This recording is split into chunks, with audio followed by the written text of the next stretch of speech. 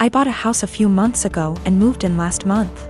The previous owner was a friendly old man that could no longer live alone, so he decided to sell and move in with his daughter. Just to be clear now, apparently he had been allowing use of his driveway to his disabled neighbor lady, largely because street parking is extremely limited, and what little street parking there is pretty much instantly occupied. What I am saying is, unless you have a driveway, you end up having to park a good 5-minute walk away, and that's the best case scenario. I put disabled in quotation marks because the lady in question is just really overweight, and I am not sure if that counts as disabled. Obviously I was unaware of this, so I was surprised to see a large SUV parked in my driveway when I moved in. I ended up having to knock on several doors asking whose car it was because the movers could not stand still on the busy road too long. I figured out it was the neighbor's car, so after a good 10 minutes of knocking, an extremely angry enormous lady opened the door. I told her to move the car, and she immediately started arguing that the neighbor said it was fine. I told her he moved out. I moved in, and no, it is not fine, and to move it because the movers need to unload my stuff. She begrudgingly did. I ended up seeing her walking back half an hour later, completely wet with sweat. Now a few days later I went back to work, and lo and behold, the SUV is parked in my driveway again. I go over there again, spend 20 minutes knocking on the door before this lady opens the door, again, visibly angry. I tell her to move her car. My driveway is not public parking. She protests, saying her ankles can't take walking the distance, and claims I can easily walk. I tell her that while that might be true, it's my goddamn driveway and I want to park there myself. Again she moves her car. Again I spot her half an hour later drenched in sweat making her way home. Well, it happened again a week ago, and this time she would not open her door. I got tired of it and had her SUV towed. She of course came to my house to scream at me. I told her to get the hell off my property. A few days later I had a small fence installed with a lock on it to make sure it did not happen again. I have since been getting dirty looks from her and one other neighbor, and when I told my mom, she told me I should be nicer to people. I do feel sort of bad too. She clearly struggles with the walk after all. My sister was set to marry a guy who was a complete douchebag. He seemed like a nice catch to any outsider. He was tall, handsome, very confident, a doctor. Basically the sort of guy any woman would swoon over. Unfortunately, he was a sociopathic, unrepentant narcissist, devoid of any empathy, who would take out his anger on anybody he felt beneath him and seemed to enjoy doing it. You know how basically they say, don't look at how your partner treats you, look at how he treats others. And that's how he'll eventually treat you. My sister didn't pick up on that. I picked up on it early. This guy was really mean. Would berate and insult people for the smallest thing, and would lose his cool with anybody who looked at him the wrong way. He started doing it to me, and I told my sister early on, this guy's an asshole.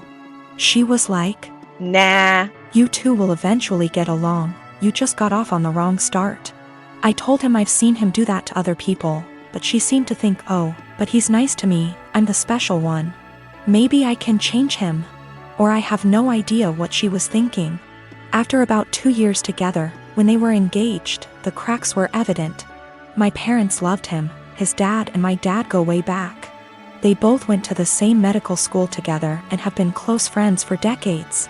Her fiancé is also good friends with my 2 older brothers. After 2 years, my sister was realizing this guy was an asshole. He's always been an asshole, and he won't change. There was a really painfully obvious example one day when we were having dinner, and my sister's fiancé and my dad were having a discussion about something political. My sister tried to offer her opinion into the discussion, and they both snickered. Then this guy just started berating her and ripping into her in front of everyone, making her feel this small.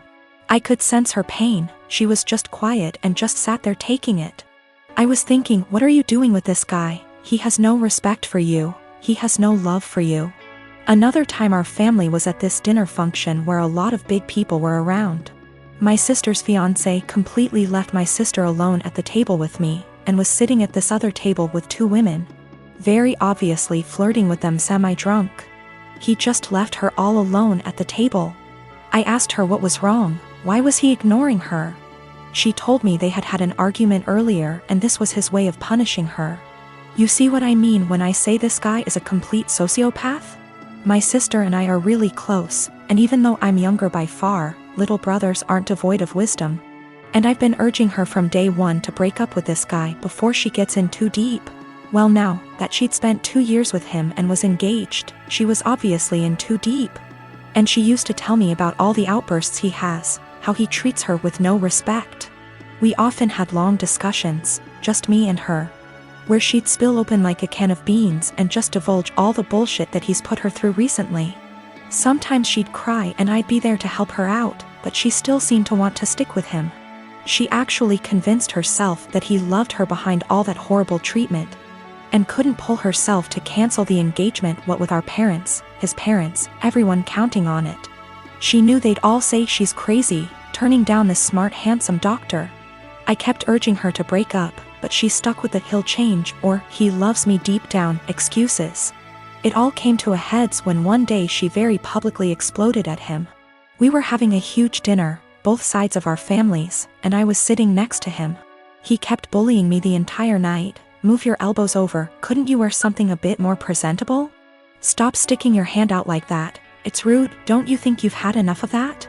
If I asked him to pass a bowl or the sauce or something, he'd hand it over but then pull away and be like, "Say please, say thank you." He was smiling the entire time, laughing. My 2 older brothers were also snickering. They didn't seem to mind this guy was publicly bullying me and having fun with it. He and my dad started having one of their conversations again, and my dad started airing out all his general frustrations and disappointments regarding me. And they started both talking about my life openly in front of me. Her fiancé then turned to me and started openly lecturing me, and when I tried to ignore him, "Hey, are you listening to me? What's the matter with you? Your dad never taught you any respect?" My sister just then basically exploded. She was sitting at the other side of the table, guessing she didn't want to be near him, but she was watching what was going on the entire time. My sister just then basically exploded. She was sitting at the other side of the table, guessing she didn't want to be near him, but she was watching what was going on the entire time. The last year and a half has been hard for me, to say the least. Last March, my brilliant and hilarious and beautiful girlfriend Natalie suddenly passed away. Everyone always gave shit about us because of politics. We met in college when we were poli-sci majors. She is very liberal, think AOC, and I'm pretty conservative. We actually met because we were serving as treasurers for our school's college Democrats and Young Republicans clubs, respectively. And our groups would get together for drinks or bowling or laser tag once a month. Well, Natalie and I bonded over a lot of shared interests and we hit it off. Even if we didn't see eye to eye on many issues, debating her was stimulating and formed the cornerstone of our relationship. We've had debates that went on until dawn. We just bounced off each other. She liked to joke that we were drift compatible. I wanted to marry this woman, but she passed away before we got a chance to talk about marriage. I'm in therapy and I'm working through not having her in my life anymore, but it's been rough. Then Rona happened and I got laid off, so I had to move back in with my parents and figure out what I am supposed to do now. My parents mean well, but they got married really young and are more conservative and religious than me. They've been trying to set me up on dates with single girls from their church since I moved back home. But I don't want to date these girls. No offense to them, but it's a small town in the American breadbasket. They don't share the same interests as me and it feels like their only goal in life is to be a good Christian wife and produce a lot of babies. Trying to talk to them about current events is excruciating for me. The girls my parents tried to set me up with take everything they read on Facebook or hear from Fox News for face value. It makes me miss Natalie and our debates more. My parents mean well. I know they want me to find a nice girl and settle down with her, but not like this. They are nothing like Natalie and never will be. I miss her, even if my folks didn't like her ideas. But when I told them the other night that I wanted them to stop setting me up on dates with these girls, they freaked out and told me that I needed to consider settling down since I just turned 30. They're good girls from great families, I know that, and my parents like them more than they liked Natalie, but she was my one and only. I don't think it's fair for anyone when I still love her. They are even more angry at me because I told them that I just don't see myself getting married anytime soon. But like I said, Natalie was my soulmate and I just can't see myself being with anyone else but her. Yet, they are insisting that I need to find a woman and settle down and give them grandchildren. We were seriously close to talking about marriage. But around the time she died, it was more like how funny it would be if the bridal party wore blue and the groomsmen wore red because the bride is a Democrat, and the groom is a Republican / Romeo and Juliet deal. I wish we got to do that. Natalie thought it was hilarious. Son is in 4th grade. School is only open on Mondays. The rest of the week he is home with me. They don't do virtual learning during the rest of the week. No Zoom calls are made. No teacher actually checks in. Homework at home is not to be sent back to the school, and instead they get a participation grade the following week if they tell their teacher they completed it. It's backwards, and your students aren't being graded for the work they actually do. Every Monday we get a new flyer in the mail asking for donations. Last week we got a flyer that said to send out 20 emails to individuals to ask them for donations, with the promise of prizes for participation. They also had other prizes on this flyer. Basically, the more people who donate using your name, the bigger the prize you get. My son wanted the headphones prize. Nowhere on the flyer did it say how many donations was needed. I called the school to ask and they said 12. I sent out the 20 emails. 14 people donated. The donation list was to be emailed to the school with the student ID, and we were to pick up the prizes this past Monday. Son was losing his mind excited because he got the 12 donations needed for the headphones. We walk in and they proceed to tell me and my son that he did not qualify for the prize because in order to be eligible, you needed to get those 20 donations. Apparently the prizes for donations started counting after you received the 20. They turned damn near every student away, not just my kid. So I sent the boy out with his father and pulled the teacher and principal aside to let them know that they got these kids' hopes up for absolutely nothing, and that all they accomplished was destroying the children's spirits by lying to their faces. I then told them that I was told by the secretary that he only needed 12 donations for those headphones. They said, "Sorry you feel that way. This is just how things are right now due to COVID."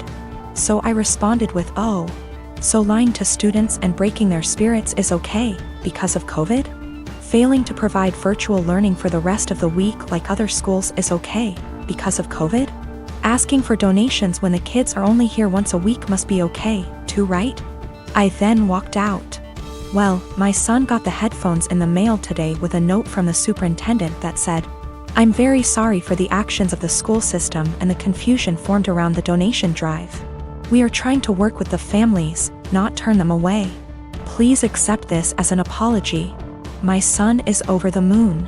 My husband says that I was being a Karen and that we should have just dropped it because it teaches our son that life isn't fair, and that I now look like an helicopter parent.